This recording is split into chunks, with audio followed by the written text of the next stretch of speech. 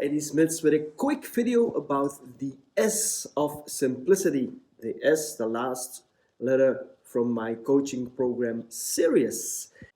If you can work in life with only yes and no, every decision you take, everything you do, reduce to a yes or no, then life will be much easier. How do you make a decision? The most important thing is that you are in a good mood.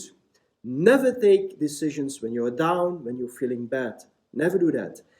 And the second thing that is really important in decisions, you have to make a decision to the positive side. Let me give you an example. You want to buy a bike and you are doubting, am I going to buy a bike, yes or no? So when you're in a good mood, you decide. If you go to the bad side, then you think, it's cold on a bike and when it rains, I get wet. Or you go to the good side and you say, hey, it's good for my health. I don't need to use my car that much, so it's cheaper.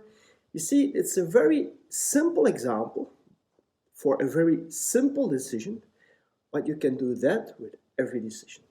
I hope it helped, and if you want to know more, get in touch and I will tell you everything about the program S.E.R.I.O.U.S. Bye-bye.